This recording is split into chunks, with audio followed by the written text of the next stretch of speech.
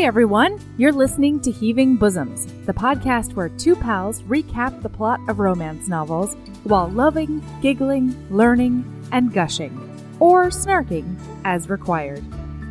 Today, let's start off with a Patreon shout-out. Nora R, you are a hippogriff. You are a powerful half-horse, half-eagle flying creature that is immensely proud and incredibly dangerous. You're extremely magical and majestic, and you know your worth. If someone doesn't treat you with respect, you will murder them with your razor-sharp beaks and foot-long talons because they absolutely, unequivocally deserve it. So, you prance around on land and soar through the sky. You shake your tail and your feathers, and you keep showing the world your power and majesty. We crave it. We want to bow down. All right, we've got a treat for you. Today, Erin is joined by her friend and fellow Alaskan HB, Karen, to recap Blitzen's Fated Mate, her favorite book in the whole wide world. Here we go!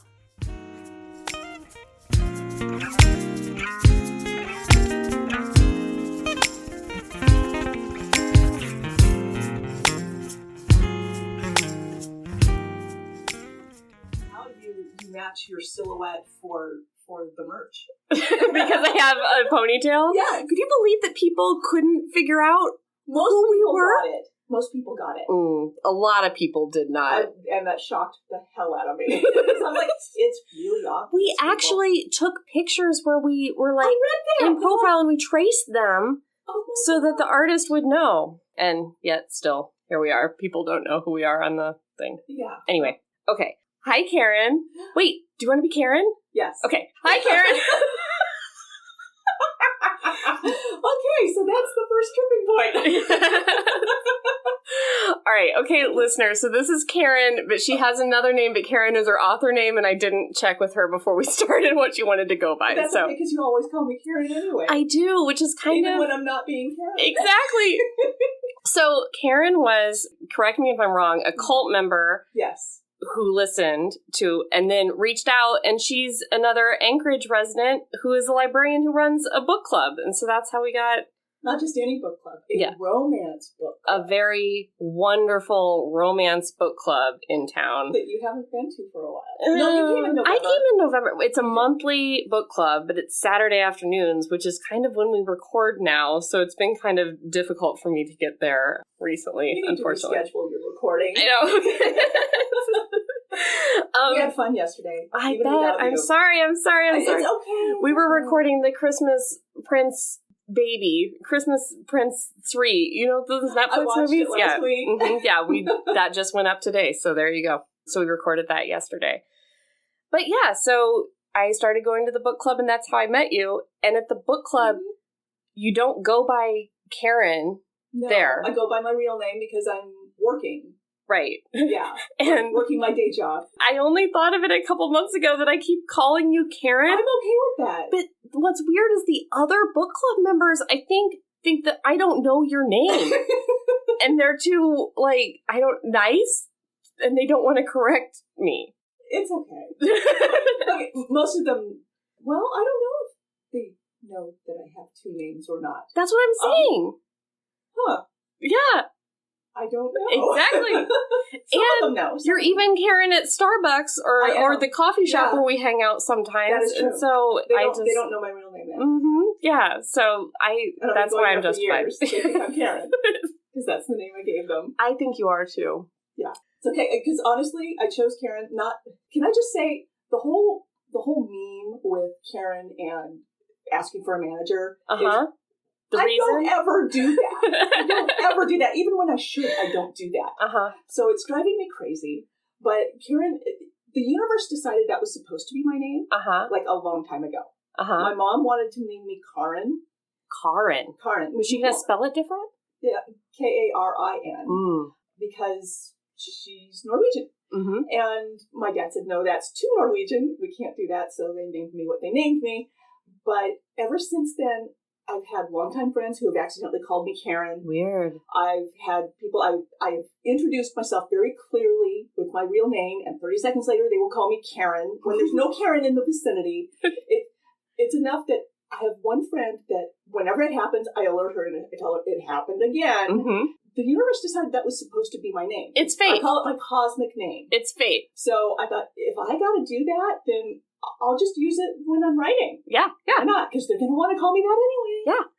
But I mean, your book is now kind of like on the verge of making it out into the world. So it's getting there. It's much closer now. Very soon, you're going to be like Karen to the whole world. And well, I kind of am on Twitter anyway. Yeah, true. And to our one listener now. Yes. Okay, so let's talk about Blitzen's Faded Mate.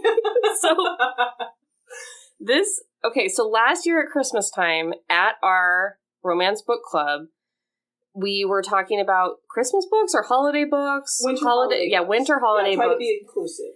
And you were very into Blitzen's Faded Mate. I wasn't into it. I was It was the kind of crazy pants stuff that we just needed to talk about. Okay. Let me just put it that way. And then, like, later in the year, we did a month where we do, like, categories each month, not, like, a certain book. We did, Shifters, and then it ended up on that list as well. Yes. Every single month, somehow, Blitzen's Faded Mate wormed its way into our discussion. The times when you're not there, we don't talk about it. Oh, really? So it's me. It's you. But I hadn't read it until preparing for today, so... But apparently you felt compelled to read it, because you were like, okay, so we're going to put you on here, and we're going to talk about Blitzen's Faded Mate. I feel compelled to tell everybody how into Blitzen's Faded Mate you are. She's not, actually. No, but you like to say that I'm obsessed with it. Yes. I'm okay with that. So I thought... It amuses you. Yes. I thought it would be funny for this Christmas to have you on to talk about your favorite book in the whole world. Oh my gosh. Put me on the spot. No, I was saying Blitzen's Faded Mate is your favorite book. No, it's not. I think Karen may have read more romance than any other person I know in real life, for sure. How many romance books do you think you've read in your life? God, I couldn't even count. Her eyes just got so big, you guys. I've been reading since I was 12, yeah. So we're talking more than 40 years worth of reading romance. And for a long time, you were like the romance person for our library system, right? For 10 years, I was the romance selector for our public library. I've been reading them for a very, very long time, and I don't know, the last several years, that's most of what I've been reading. I mean, almost exclusively. I mean, the world has gone to hell, and so this is what we do. We read romance. Yeah. All right. So, I have been keeping track on Goodreads of how much I read. This has been a slow year, and I'm at about 130. Jesus. Because, it's been a year. I feel like I have to read so many books for the podcast, and it's so hard, and I'm at, like 40 or something like that. So, we're different people. Congratulations. Okay. Yeah. Hey, I'm a librarian. Of course I read. Fair. Okay. So, Blitzen's Faded Mate. It's exactly what it sounds like. It's a reindeer who... Even advertising. Yeah, exactly. Yeah, this is Blitzen, Santa's tiny reindeer Blitzen. Tiny reindeer. That's what they say. They say tiny reindeer. That is the thing. You're right. But he's not. Right. We were just talking before we came on that the cover is like really good for this series. Like that's a great cover with a great font. It really is. Yeah. Okay. So the world building in this book, so I read this week, so this is my first, even though I've been talking about this book for a year, the world building in this thing is like batshit crazy. It is. So, Blitzen is not a individual, but rather a title for the person who's on this, I don't know how to say it. Think of it like the president, okay? Right. It's an office. Yes, it's an office. Multiple people in succession. Yeah, and so each year there's a different Blitzen, or could be, because it's a job. Yeah. And so Blitzen this year for Christmas is a guy named Erin, which is a rough name. Okay, I had a problem with Why? that name. Why did they name him Erin? I don't know. Yeah. I mean, they could have thrown a D in there and called him Adrian. Anything. And then it wouldn't smack of, like, white supremacy. The world is your oyster. Like, you can choose any name. Why Erin? But anyway, Erin lives in North Pole City, which they just added city on to make it, I don't know, more cosmopolitan. I'm not sure. And he is a shifter. But what really surprised me is he's not a reindeer shifter. He's not only a reindeer shifter. Yeah. He is a Arctic animals, all the aminals he can shift into. Four. Yeah. Okay, I have thoughts. Okay, yes, please. So he can shift into four Arctic animals: reindeer, polar bear, Arctic fox, and snowy owl. Mm-hmm. Now, why 4? Why only 4? Yeah. Why those 4? And why not walrus? Why not just reindeer? I don't understand. Like the other one, I don't know if maybe like RE Butler thought that reindeers alone weren't sexy. I don't know, but like, I mean, I don't think of reindeer when I think of sexy animals. No, but I don't think of snowy owls as sexy either. I mean, they barf up pellets, right? Bones and fur from their prey. And then the idea is that 4 is the maximum of animals that Arctic shifters can shift into in this world. And it sounds like reindeer is the 4th one if you can shift into all 4, and that's what qualifies you to be one of the reindeer. I didn't realize that. I think that came out more in the second book. Okay. Which is Dasher's Fated Mate, which I also read because the blurb was... Is this one where Mrs. Claus? Yes. Okay. Yeah, we'll talk about that later. But... So I had thought, in this book they say only people that can shift into all 4 can be on the reindeer team. And I'm like, why? Why would you need this extra skill of Arctic foxery in order to be, but the 4th one is always the reindeer. Yeah, so like reindeers are really rare is the idea, I guess. Okay. That makes much more sense. So here's why I think walrus should have been one of them. Okay, all right. Bing, boom, bong. Walruses with Karen. Let's go. I don't know that I want that. We'll make merch for it. Walruses with Karen. Okay. I'm going to wait until you put your mug down. All right. Okay. So I don't want you to spit all over me. All right. So, you know what an usik is? Are you about to talk about walrus penises? Yes. Oh my god. Yes, I know what an usik is. Where do you think you My own home, Karen. You came into my house. All right, I brought scones. She did. I brought scones so that we could talk about usik. She brought cranberry scones that were very good. All right, tell the world about usik. Okay. So, go ahead and Google it, okay? Because you're going to want to see this. Okay. An usik is the bone from a walrus penis, because they have bones, and those suckers are long. Mm-hmm. Does that not seem totally appropriate for a shifter romance? Yeah, if they're going to choose large animals, they should have chosen walrus. I feel like I have to figure out what polar bears are working with and what reindeers are working with. I don't know. We can look it up. I'm a librarian. We can. Has anyone ever come into the library and asked anything about walrus penises? Probably, but it was probably a tourist. Fair. We did get a question one time about whale sperm. I remember that one. Mm-hmm. And strangely, I was working at the youth services desk when that came. I was like, why is this question coming here? And yeah, but you answered some stuff. Good, yeah. Good. That's why I like this job. You learn something new every day. Yeah. So you have learned about usiks. Now I know. OOSIK. Go Google it. So, all right, in this world, when you're 18, that's when your shifter thing happens. And when you're a shifter, you have to marry an elf if you want to make offspring. There's a lot of North Pole City rules, you guys. Yeah. So the shifters are all male. Right. So if they want to procreate, they have to find another kind of being to mate with. Right. So we're on the night of Christmas Eve. This is Erin's very first time on Santa's sleigh team, and they're doing their buckles and they're shining up their stuff, and then Santa Claus, who they call SC for short, and Mrs. Claus. That's so much shorter than saying Santa, right? I guess it just makes them cooler. I don't know. And then Mrs. Claus, who they call Mrs. C, come out, and they're like, hugs him and, like, kisses him and says good luck. And then they have, like, a little exchange where, like, I think she calls Santa horny or something like that. Yeah, very weird. Like, Santa and Mrs. Claus are, like, making out, and she's like, oh, you horn dog. It's like, I don't know that I like that. But some of our listeners do. Did I tell you that I used to dress up as Mrs. Claus? No! Okay, so I was telling you about the Lucia family Christmas party today, right? Yeah. So, for several years I was Mrs. Claus and my ex was Santa. Really? Yes. Oh, that's very sweet. I like that. The first time I was, 5 months pregnant or something. I barely fit in the costume.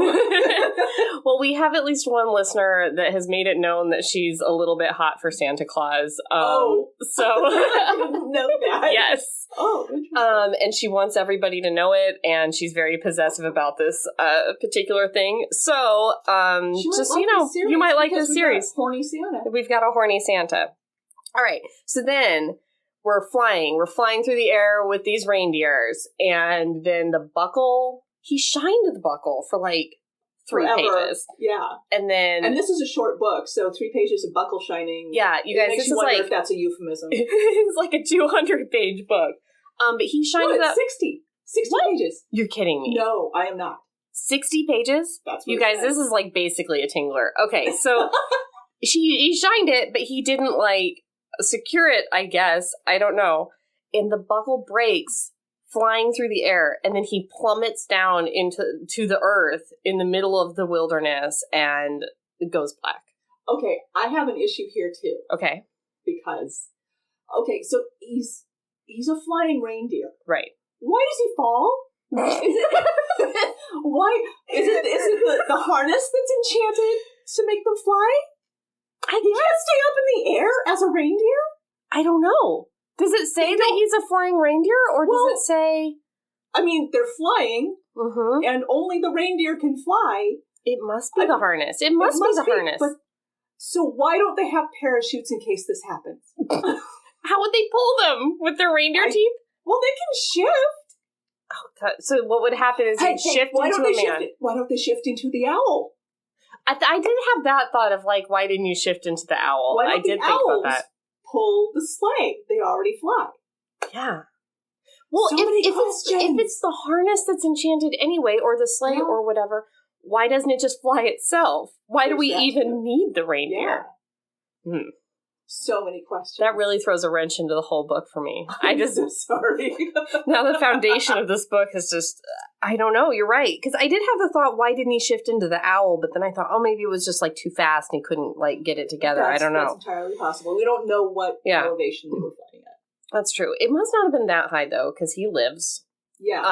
Yeah. And then I need to go back a bit. Yes. So towards the beginning, it says that in North Pole City, the males outnumber the females 7 to 1. 7 to 1. It's very similar to Alaska. I was going to say the same thing. Yeah. Yep. The odds are good, but the goods are odd. Yeah, that's our saying up here. This is the epitome of that. Mm-hmm. Yeah. Yeah. But it seems like the goods aren't that odd up there. It seems like everybody's really hot in North Pole City. So maybe we just need to go a little further north to get at these I don't hot think it works that way in real life. No? Okay. No, further north in Alaska is definitely odder and odder and odder. Okay. So then we clip to Charlie, the romance writer, who lives alone in a cabin. It seems like she's moved out to the wilderness to write better. To get more inspiration of writing. That's fine. Whatever. Yeah. Whatever works. She finds him when she finds this dead reindeer in her yard and she touches his fur. She immediately has this cosmic connection that like flows through her. This is kind of a tingler. Yeah. She had a tingle. She did get a tingle. Not a this is tingle, like, but another kind of tingle. Right. This is the most fated mates book I think I've ever read. They are so it's so happens without any kind of question it. No, she's just like, oh my gosh, this is my fated mate. And she's just a lady, you guys. But she is a romance writer, which I kind of Which I thought was hilarious. Yeah, I kind of liked that she's like, oh my god, shifters are real. Fated mates are real. Like, all these things. I write shifters. Yeah. Oh my gosh. So she's already got all the lingo that's already in this book, which I thought was kind of... He thought that was kind of cool, too. Yeah. Like, oh, wow, I don't have to try to convince you of a lot of this stuff. Yeah. And I thought it was kind of neat that it was, like, self-aware. Okay, so when she goes running out there, she's not really, she's in a bathrobe and she shoves her boots on. Yes. And she's running through the snow, and the snow's getting in her boots. And I'm like, do you really live here? Is that what you do? But she's just, like, compelled, Karen. Like, she has to get close to her fated mate. See, you read more shifter books than I do, so you understand she's, that like, pull. compelled. She, like, feels that there's something outside that she needs to have sex with, and like she runs outside. It's not logical. And then he shifts back. So when she touches his fur, he shifts back into a man, and he is wearing still the harness that the reindeer had, and he's got a boner like in his sleep, which is a lot. Well, and it's not even sleep. He's unconscious. Yeah, he's unconscious. This is an unconscious man wearing a leather harness with a full boner, which... Okay, now it's sounding like we're going BDSM. Yeah, I know. That's why I'm like, ugh. And she's like, I've got to get this guy into my home, which is a lot. This strange man who plummeted from the sky and was a reindeer when he fell, and yes, I must have him in my home. Yeah. That's a safe thing to do but I live out in the middle of nowhere. That's why I like that she's a romance writer, because that's the only way I believe this. If she's like, this is all really coming together for me, this is great, this is my fated mate. So... I don't know how she gets him. She, like, drags him in maybe on her bathrobe or something. Very unbelievable. He's, like, 6'5". Yeah. She gets him into the house, like, puts pillows and stuff around him, gets him onto, like, a comforter. And then she, like, curls up next to him on the floor. Listen, fated mate or no, if there was a strange unconscious man naked wearing a harness with a full unconscious boner that you've dragged into your home and, like, covered up with a comforter, I'll give you all that. But don't curl up next to him. Maybe, like, call a doctor or something. He's unconscious. He fell from the sky. Yes.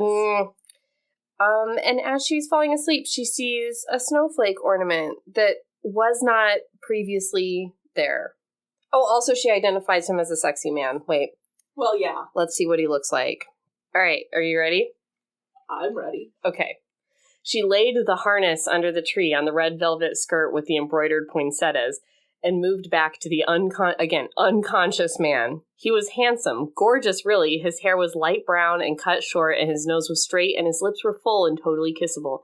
He was well muscled, and even though she'd only seen him lying down, she could tell that he was tall. Oh, yeah, he has, like, a Christmas tattoo. A tattoo of some kind peeked over the edge of the blanket, and she pulled it down and stared at his bicep. Kind of weird. It was intricate and blah, blah, blah, blah, blah, blah about the tattoo. And then, curling herself up next to him, she yawned and closed her eyes. She couldn't believe that a man had fallen from the sky and now was in her house. Maybe her Christmas wish to have some company had come true. Yeah, that's a lot. Yeah. Hey HBs, are you in the mood for a quirky contemporary that doesn't skimp on the smolder? Betsy Dudak has a new novel in her world of the Reed brothers called Wanna Bet. Here's the description. Harper McReynolds is a single mother of two with a troubled history who needs stability for herself and her daughters. Randall gives her all that she asks for in a boyfriend: kindness, predictability, structure, and routine. Harper's head keeps trying to remind her that she doesn't want the bad boy who makes her combust every time she's near him. Brody Reed's addiction claimed her brother's trust and started his own downward spiral. Growing tired of life on the road, a woman at every concert, and a dependency on liquid courage, Brody put his life back together piece by broken piece. But the woman he lusts after may just shatter all of this. An offhanded bet Brody and Harper make after a passionate kiss may change everything for them. Will they gamble on their hearts to prove to each other that they're all in? Or when the stakes get too high, will they fold and walk away? One reviewer summed this novel up with great characters, smoldering scenes, and tons of witty observations that will have you giggling out loud. And here's more praise for Betsy's writing. So funny, with a great cast of extremely crazy, kooky, hot, and sexy characters. We're including buy links for Wannabet in the show notes, so hurry and support this talented HB.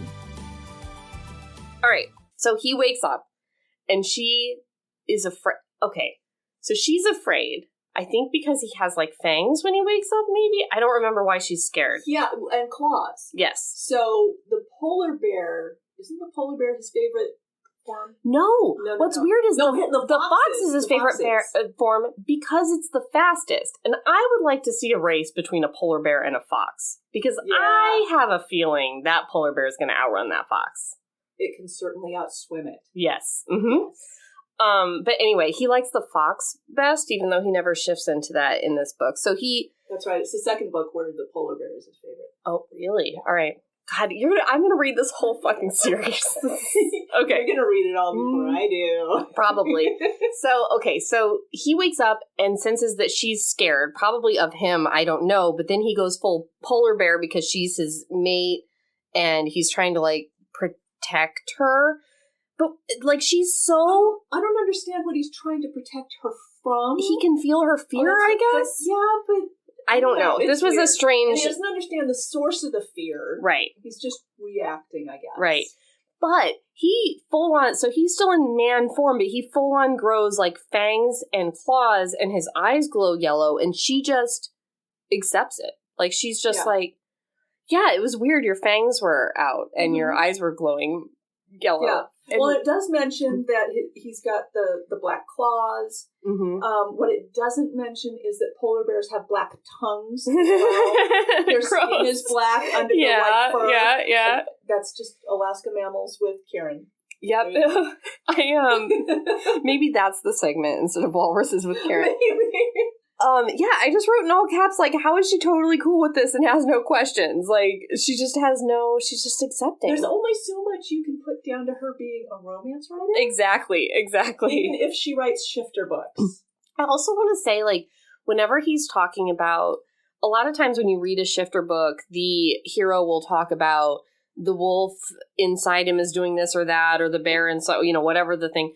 For him, since he's 4 things, the beasts inside him are always doing this or that. The beasts want to have sex. Picturing like a zoo. Yeah, like, I usually am picturing mostly the owl, just being like, hoot. Like, because he'll be like, the beasts inside him were like growling and making noise. And I just imagine this like, roar, polar bear. And then the rest of them are kind of like, bleat, hoot. Like, they're not very... What sound does an Arctic fox make? I don't know. That's why that one was... And I mean, reindeer. Yeah, they make kind of a bleedy sort of noise, right? Yeah. Yeah. And I don't think they're very noisy, though. No. Not locally, anyway. So when he's like, the beasts inside him were roaring, it's really just the one. And the other ones are just kind of like milling around, being like... Up here we have an event called the Running of the Reindeer in February where people... It's supposed to mirror the running of the bulls, and it's like a half-mile, not even... race where they release a bunch of... No, I've watched it a lot, but I've never done it. You should do it. Yeah, I've just always missed the sign up. Maybe this year. But they release the reindeer and then people run down the street like a half a mile and the reindeer do not give a fuck. They just like mill around. A lot of them turn around and come back. Like we cannot get these reindeer to have the energy to like actually run with everybody. That's what I imagine stirring in him every time that there's something that's happening. He's like, my beast! And it's just kind of a reindeer that's like eating grass and kind of milling around. Okay. Alaska animals with Karen again. Yes. Sorry. Yes. These little segments. And this is actually how we initially met in the cult. So there was discussion. What? There was discussion of reindeer, and I happened to pop in and mention that reindeer are actually domesticated caribou. Did you? Yeah. No, I don't remember this at all. Yeah, I'm happy to know. At some point, you were like, "Are you in Alaska?" And I'm like, "Yes." Oh, because you like educated me on an Alaskan animal. Yeah. And it wasn't just you; it was others in the cult. Yeah, so, I could see where I would assume you were in Alaska if you were like, well, actually about a reindeer. I'm like, not a lot of people know about reindeer. Yeah, reindeer, caribou, same animal, just domesticated versus wild. You know what? You told me that however many years ago in the cult, and I just relearned it just now in this moment. So thank you. I'm so proud. In a couple years, will you tell me it again so I can relearn that back? I will tell you daily. If oh, that's so nice. David used to have this joke that at a certain altitude, deer turned into caribou, and said that to somebody, and they, like, believed it for, like, a number of years, where he's like, at a certain altitude, they become caribou. That's hilarious. Anyway, okay. So, they have this conversation, like, you're my fated mate. We're fated mates. And then, like, immediately, like, it's so quickly that they're like, we're in love with each other, and she's now concerned that he's going to leave her. Even though she's not really, like, met him or, like, knows anything about him. And this is my favorite part. He goes online and radios back, like, DMs back to the North Pole City security team and says, hey, this is Blitzen. I'm good. I crashed. I fell out of the sky. But I'm safe with FM. And she's like, what's FM? She's like, fated mate. He's like, oh, okay. Like, because it's such a common term that they have an abbreviation for it. Yeah. And so he says, request to stay here or something like that because he wants to be with her forever. Now that they've known each other 5.5 minutes, maybe. Well, less than one page. Time because one of the Santa rules is that they can only leave North Pole City for 24 hours in a year, just from the morning of, dawn of Christmas Eve to dawn of Christmas Day. Right. Other than that, they're in lockdown. Right. They're either in or they're out for the rest of the year. Mm-hmm.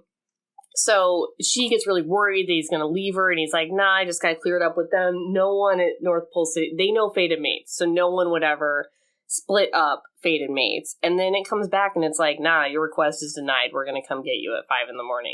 And Charlie, the romance author, is now devastated that the love of her life that she's known for 15 minutes will be gone at 5 a.m. and he will never come back. And he's like, no, I'll never leave you. I'm going to live with you forever. Like, they can't take me away from you.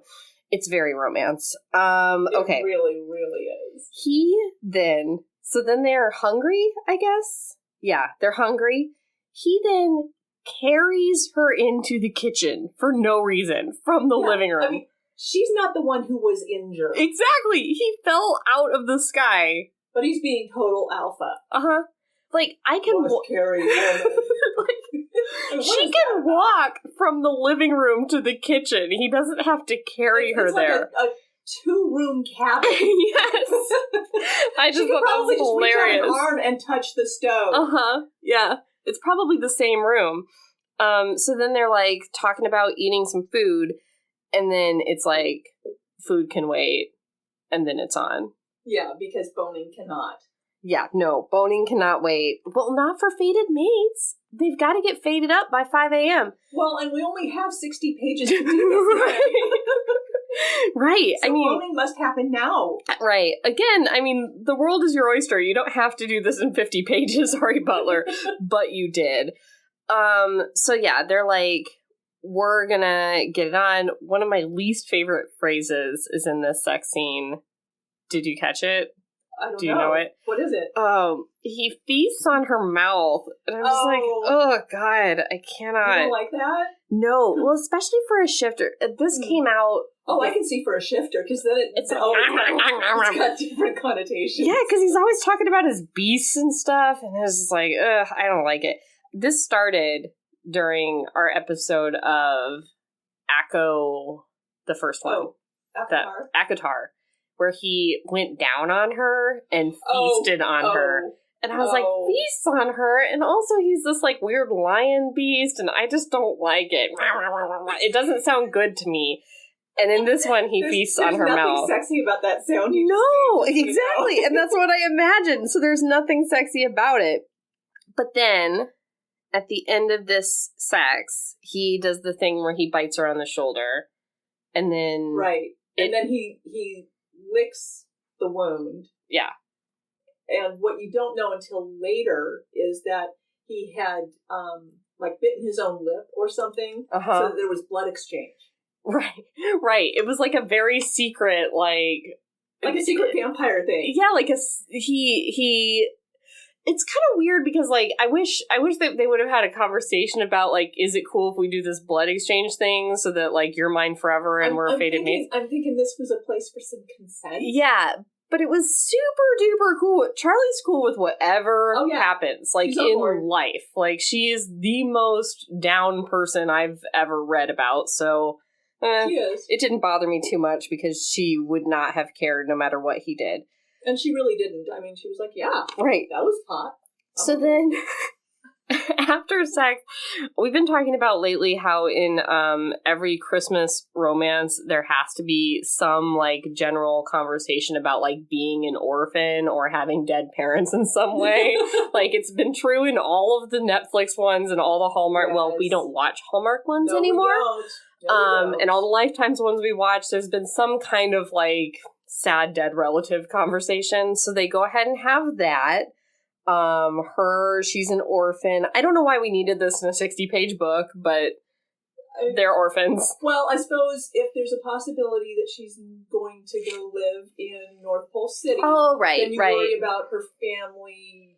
You're right. You're right. She just has her sister. Because we do talk about that, like, all she has in the world is her sister. But, you know, why don't they just not have her have a sister? So she doesn't have to worry about anybody. Right. She's living in the middle of nowhere. Who's going to miss her? Yeah, I guess there need to be some kind of conflict in this book. Well, so maybe that's it. I think her sister gets a book in this series. Oh, that's good. So they can both just live. For sure. That makes sense. But they said her sister's name in here. And I think that turned up as a heroine's name further into the series. I haven't read it, but I suspect that to be the case. And then they talk about shifting and, like, how it doesn't hurt and stuff, because she's written a bunch of shifter books, so she's really excited to learn whether or not she was right about a lot of her shifter things. I like that part. I did, too. She assumed it would, like, hurt, and he's like, no. And he's, by the way, like, cooking the omelet naked during this conversation, so it's not boring. He should have been cooking bacon naked. Because, you know, that's a thing you're not supposed to do. But he's flaunting all the conventions at this point. That's true. That's true. I was like, oh gosh, that's danger. But you're right. Danger's good. Exactly. So, and he, like, fills her in on all of the North Pole City stuff. We learn in this scene that only men are shifters. They have to get with elves to have kids. So I guess these two are not going to have kids because she would have to be an elf. I don't know. That was what I was picking up. They didn't discuss it. I don't think they really talk about whether... Well, okay. I know things, because I read the second book. Or maybe they can't have shifter babies? Maybe that's it? They can't have shifter babies. Okay. I don't know. Or maybe they don't know. Oh, no, because she does get pregnant by the end of this book. Spoilers. Yes, she does. Okay. So it must be that a shifter... Just, you know, second child in the second book. Oh, gotcha. Okay. They're just popping them out. I mean, maybe she could have litters. Yeah. I don't know. Actually, as we have this omelet conversation, she's already pregnant, you guys, it turns out. She is! Oh my god, it happened so fast. And we'll talk about it later, but Santa can sense the sperm and it's a lot. Anyway, so they have to marry elves to have, like, a certain kind of magic baby. I don't know. But then we find out that, every night in North Pole City, all the single people go to the same, like, bar or, like, tavern or whatever, and then, like, hang out and, like, meet up for sex. And the men have to approach the women, and if the women are cool with it, then they go have sex. But that's not fated mates. That's just recreational sex. And then if you want to get married, you have to get permission from Mrs. Claus to do so.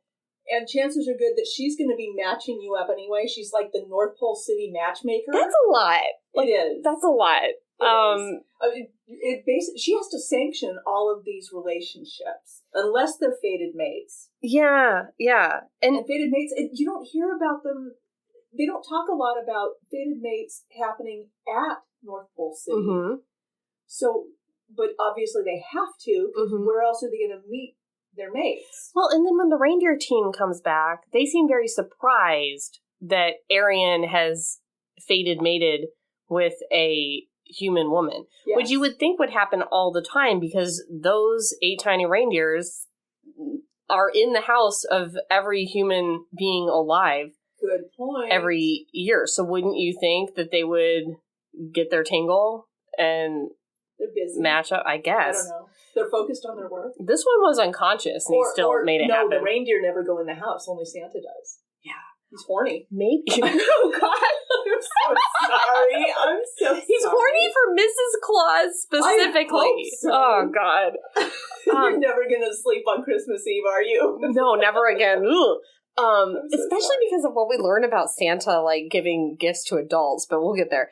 But also, it just occurred to me that maybe the harness broke and he couldn't fly or whatever in that moment. Like, all this happenstance happened because he was over Charlie's house, and it was magic that he had to break the harness and he had to fall. I mean, they're fated. Yeah. This is fate. Fate trumps sleigh magic, I think. Or reindeer magic. Fate trumps everything. Exactly. So look, plot hole closed. Okay. Then we also find out that males that are fated mated don't let their ladies hang out around other men. Did you catch that? Yes, and I had a problem with that. Weird, right? Like, if you're fated mated, do you not trust your mate? Yeah, like that's the whole point. It would be more understandable. Right. It would be more understandable to me, still not understandable, if the people that were just regular married and not fated mated did not allow. Again, still not okay. Not okay at all. But it would seem more likely that those people would not allow their women to be around other men than the fated mated people. The fated mated people, they have like problems if they're separated. Right. Like, I don't even know if they would be able to have sex with another male, even if they wanted to. I don't think they can even want to. I don't know. Anyway, I thought that was very weird. Yeah. Yeah, that kind of possessiveness is not attractive. Not attractive. That's like alpha hole behavior. Yeah. So they eat, I think, and then they fall asleep together in the bed. Because they have so much time that they can just sleep. Yeah, I guess. Maybe they wanted to snuggle. I don't know. So then... You don't have to be asleep to snuggle. I know. Yeah. But he has promised her, no matter what happens with this pickup at 5 a.m., that he's going to stay with her forever. Even though he's been told otherwise. Maybe they're just sleepy. Yeah, well, he has a head injury, so... Don't know. I'm just saying. Lots of sleep. Okay, so he sees a light. The sleigh is back. They're here. All of his friends. All of the... Like, there's Reese. There's Schmurfer. All the people. I love when you make up those names. You make the best sounds when you make up those names. People say that I make up names. It's all the same thing. It's all Schmurfer. I love it so much. I laugh every time I hear it. But they all have these cool guy names, but their real names are like Cupid, Donner, Blitzen. Yeah. Comet, Cupid. The names you all know. Yeah. And so they show up, and he's like, why are you here? I texted you or whatever that I found my fated mate, and they were like, you haven't had sex in a long time. We just assumed that you like this lady and that you don't know what fated mates is. Which is... That's bullshit. And then... I don't even know how this ends up transpiring, but one says, like, don't make another move or I'm going to shoot you with a tranquilizer gun. Yeah. Which I don't get. Was that Declan? That was Declan, I think. Probably. I don't know. You know them better than me. I've read too much. He's got problems with controlling himself. No, this is Reese. Reese shook his head. Okay. Why do you believe you found your fated mate? I know it's been a while since you were with a female because of training, but just because you found some willing piece of human tail doesn't mean she's meant to be yours. And that's what makes Erin go polar berry, because he's like, how dare you, one, say she's not my fated mate, and B, try to take her away from me. And then Reese says, stand down. And then maybe it is Declan that shoots him. But yeah, I think it's Declan who shoots him, and he wasn't given the order to shoot him, was he? No, he shot him accidentally. Yeah, mm-hmm. That's what I mean. He's kind of a goober. Which is like, how much training did you guys have that you don't even, like, you're not even able to not accidentally shoot somebody with a gun? Anyway. Well, and Reese is head of security. Oh, I didn't know that he was the head of... Well, you find that out in the second book. He's the hero in the second book. Is he the Rudolph? Is there a Rudolph? There is no Rudolph. What? Well, Rudolph would be number 9. I guess. But I don't know why there's not a Rudolph. There should be. There should be. Yeah. But he'd have to have a red nose, and that would not be sexy. Well, they don't have antlers or whatever. You would just shift into not a red nose, don't you? But then he's not Rudolph. What are we even talking about? Yeah, you're right. I'm sorry. I'm really ruining your Rudolph. I don't know. Accuracy?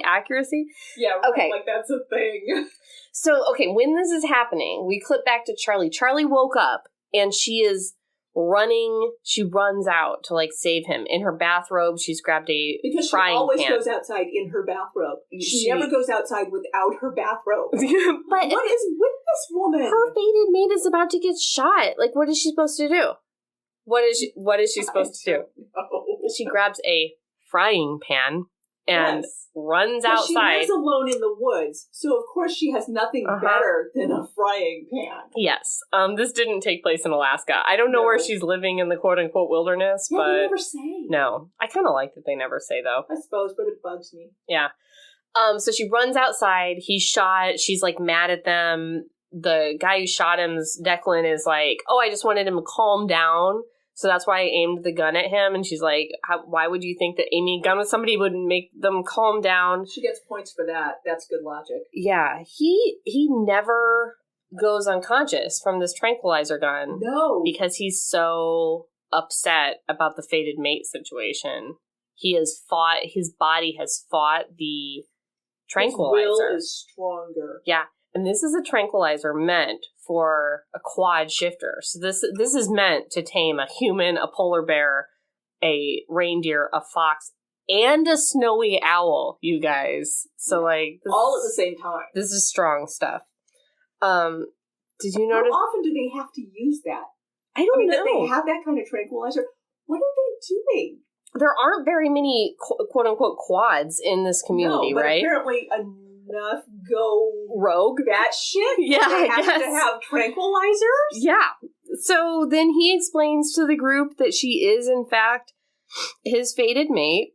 And then they basically just they kind of believe him because he's not going unconscious. Right. That's the reason that they're convinced. Which I think was interesting logic. Yeah. I mean, it's story logic, and I can buy it. Right. Because it fits. It fits. Well, also, I think her reaction to them shooting him also really convinced them. Because they're she's either super crazy that she's this in love with the guy she met 5 minutes ago. It could happen. It could happen. She is a loner in the wilderness. But... that kind of helped convince them. So they kind of all hang out and have coffee and wait for Santa to get here to decide what's going to happen with Erin, whether they're going to take him back or let him stay here.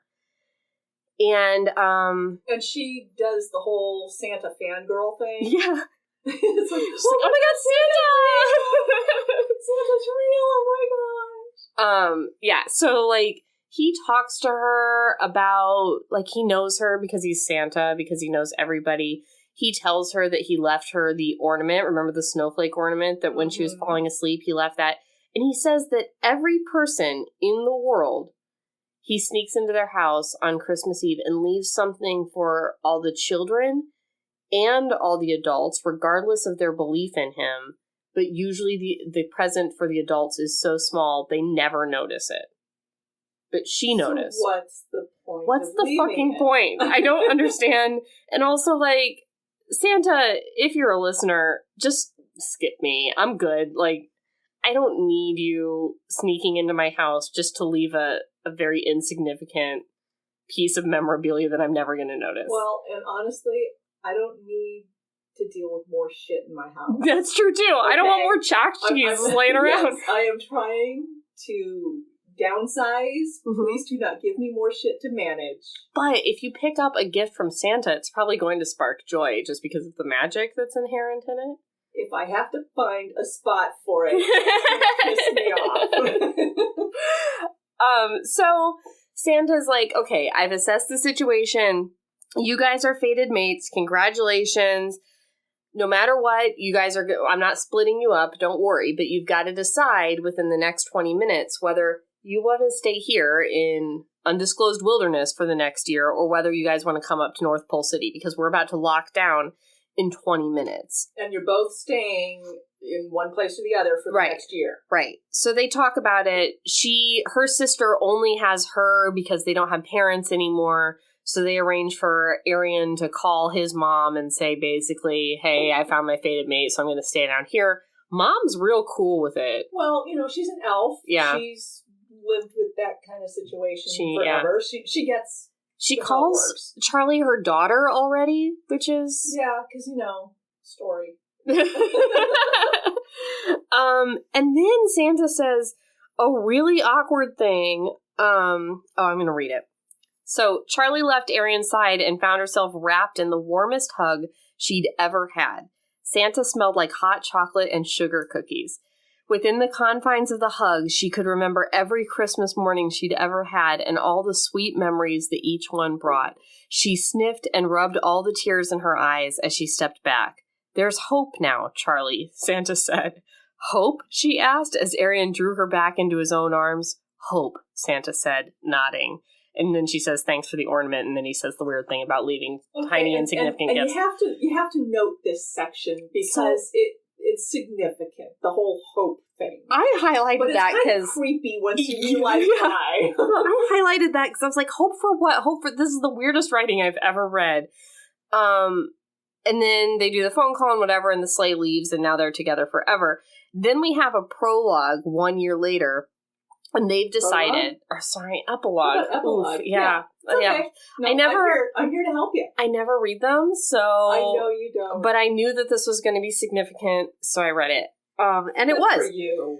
Well, it also isn't called an epilogue, it's called Chapter 7, even though it technically is an epilogue. Chapter 7, 1 year later. Yes. And I was like, ugh. Right, it's not an epilogue, it's Chapter 7. But it is... Does that feel better? It does. It does. Good. It is them a year later with a fucking kid, so it's an epilogue. That is true. So it's a year later. It's a baby log. Ugh. The worst kind. I know. I promise I will never do that to you. Thank you. Or at least if you do, warn me and then I can... Skip it. So they've decided that this next year they're going to go up to North Pole City and live. And she's talked to her sister, and I guess they have Skype there, and so they can talk and stuff. Can you imagine explaining this to your sister? I'm fucking Blitzen. Yeah, Blitzen.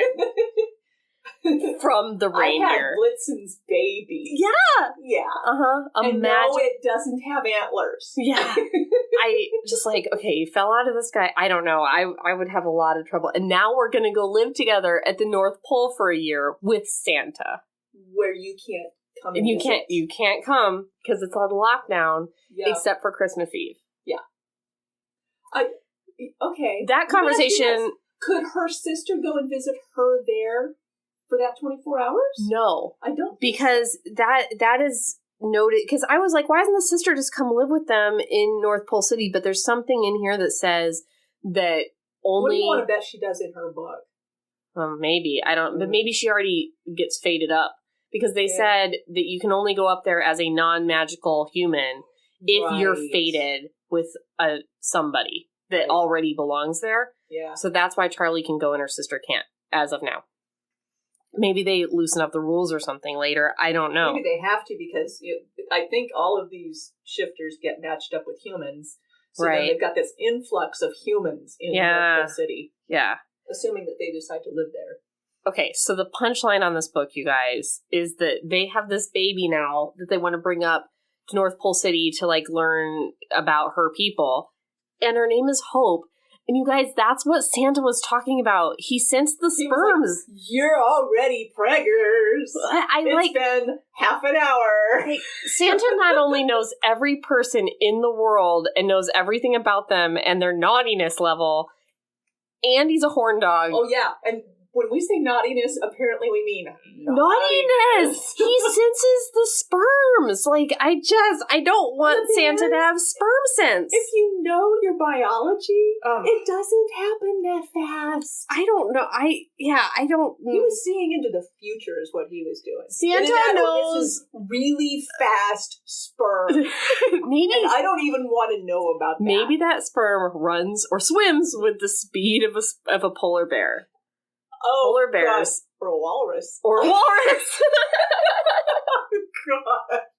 Where is this going? Oh man. Have you ever read there's a short story, it's about Superman, and it's Man of Steel, Woman of Kleenex. And basically, his sperm, he's Superman. I've heard about it. Yeah. Okay, so, it can punch right through all kinds of tissues. Yep. It's not a good thing. Yeah. Not a good thing. You need like a kryptonite condom or something. I think that it's possible it's real fast sperm, but either way, either Santa knows where your sperm is at all times.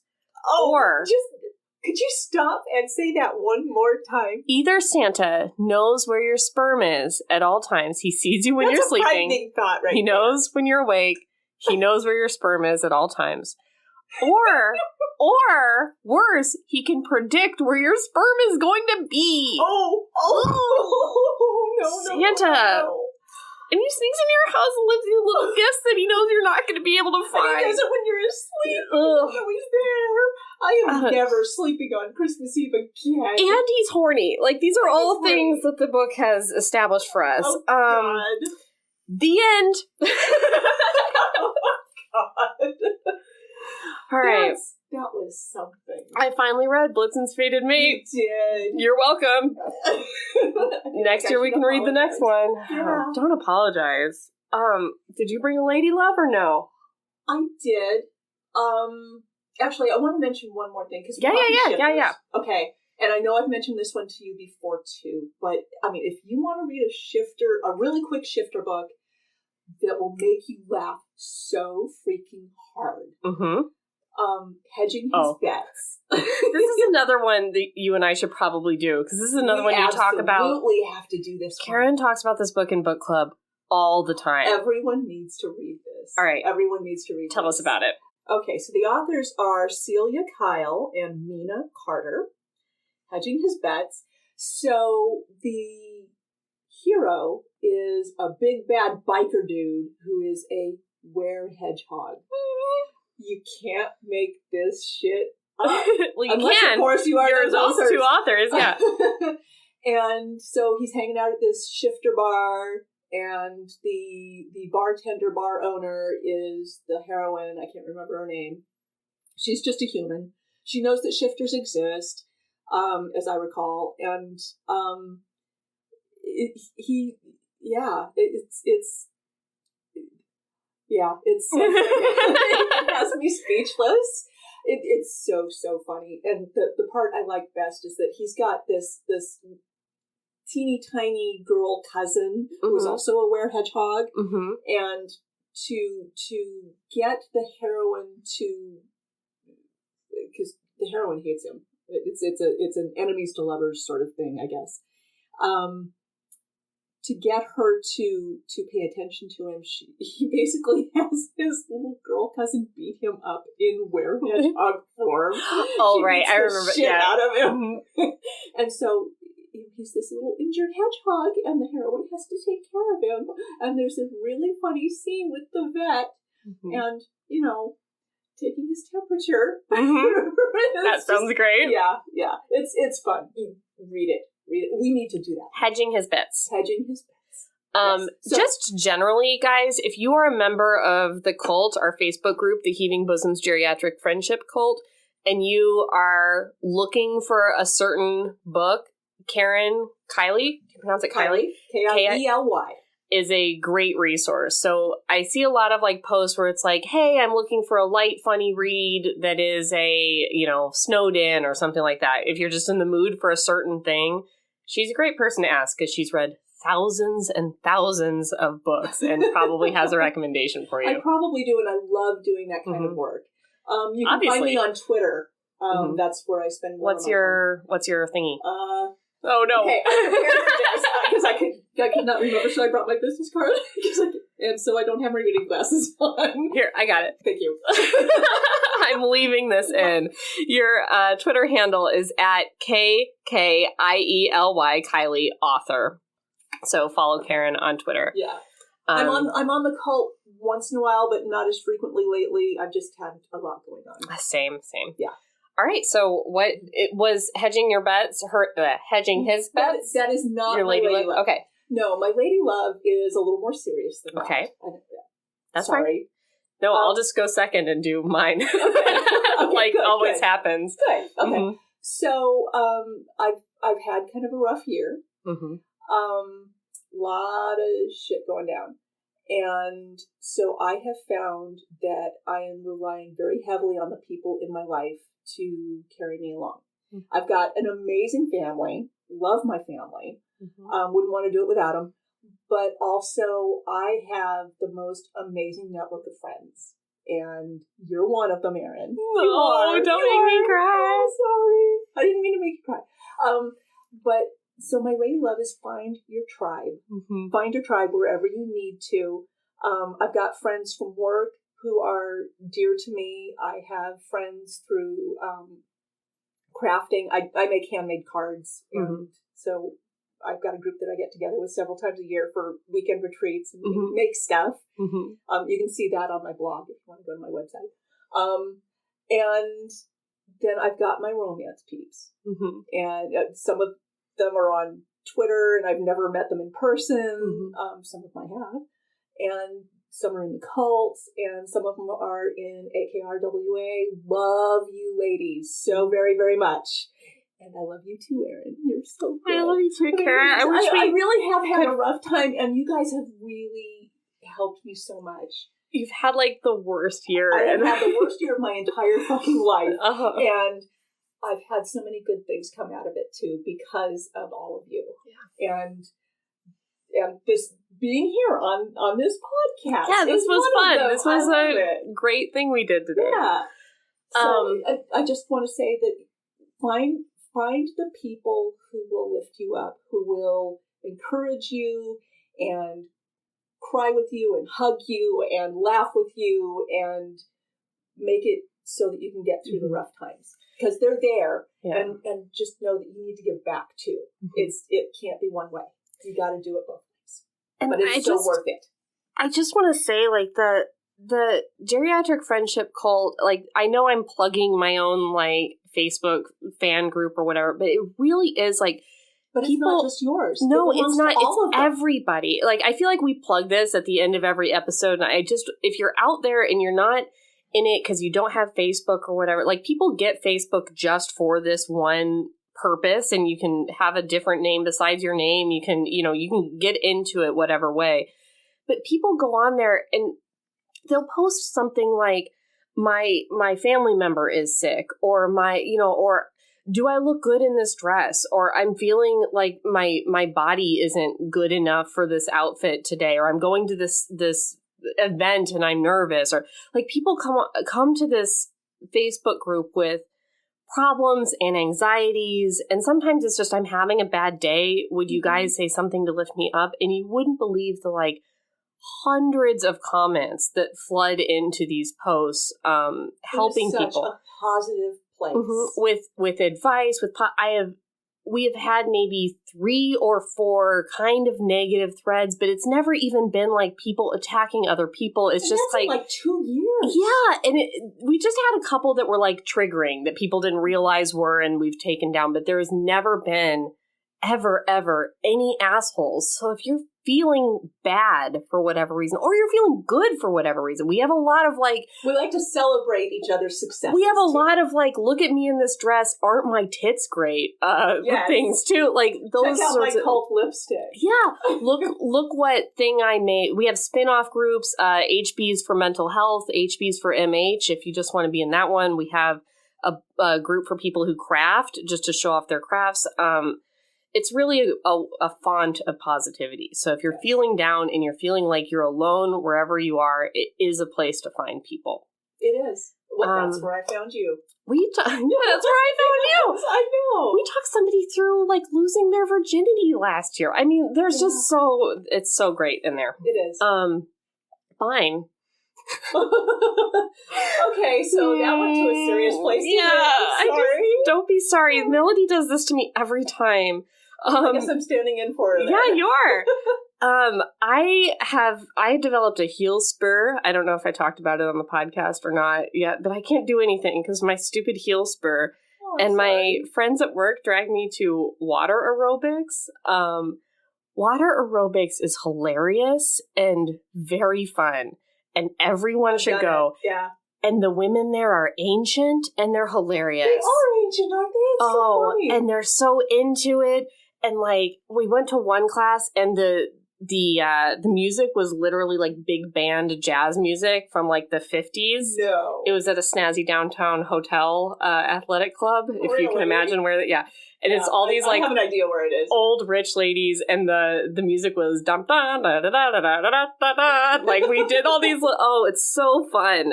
So if you are somewhere like near a gym or a whatever that has a water aerobics class, grab a couple girls and go, because it's hilarious, and it's not nothing. It's like not the hardest workout you've ever done, but it's not sitting on the couch. You're not exactly going to sweat because you're in the water. Yeah, and you're not going to get like out of breath, but you're doing something. It's like a walk, you know? I mean, there's resistance from the water. Yes, and you're like, oh, I have muscles there. I didn't know that. Yeah, after I went last time, my legs got tired, so it's not nothing, and it's hilarious and fun. And it's easy on your joints, which is why the old ladies do it. Which is why I'm doing it, because of my heel spur. In fact, I should do it. My joints are trashed. If you want to go with us, we've been going. But my other friend at work has a heel spur too, so we went together, and the impact was too much, and we needed a noodle by the end of class to be able to float more. So there are days. Yeah, there are days. Yeah. Anyway, all right. So I'm going to do the You Can Find Us. Oh, God, all alone. Not all alone, sorry. But, I don't have Melody here to tell me what our Twitter handle. I know. Help. Oh, man. You need a business card. I do. We just have stickers. That's all we have. Our Instagram is @heavingbosoms. Our Twitter is @heaving_bosoms. Our email address is heavingbosoms.podcast@gmail.com. Email us for all of your recommendations, concerns, questions, whatever you like. Our website is heavingbosoms.com. It's outdated, but it will also take you to our merchandise page, our Heaving Bosoms Reading Embrace page, our FAQ, which will answer a lot of your questions about us. I love that FAQ. It's a good FAQ. I show it to people. Really? I do. Well, if you have a question... I show it to people who don't read romance, just because it's so funny. I really like our FAQ. And is that all? I think that's all. Oh, our Patreon, where you can find the episode I just talked about where we did the Royal Baby Christmas Prince episode, which is over 2 hours long. For $5 a month, you can get all that bonus content at Patreon/Heaving Bosoms podcast. I don't know. Just Google it. Bosoms, yeah, I don't know. See, this is where we need a Melody because she runs all this stuff. Just Google it and you'll probably find it. Well, or you can link to it on the website, which I know is heavingbosoms.com. So yeah, you can find it all kind of linked together. Yeah, if you get to the right place. Or find me on Twitter and I will find it for you. Yes, because I'm a librarian and that's what I do. Exactly. Find Karen and she will help you find all the things. So why don't you say keep being a badass? Keep being a badass. And love yourself as much as you love walrus penises. Oh my God. Love yourself some music.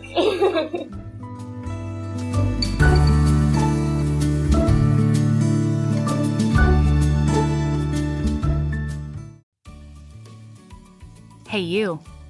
Yes, listener, you. Are you loving the show? If so, please leave a rating and review in your podcast app. The 90 seconds you take to say something nice not only helps new people find the show, but it makes me super smile over at HBHQ. Also, I've had a few people ask, and the answer is yes. We are still doing the 5-star bribe. If you leave us a review with 5 stars, then we'll do whatever book you want. We're real deep into the list, though, so it might be a while. Lilas! Okay, back to the show.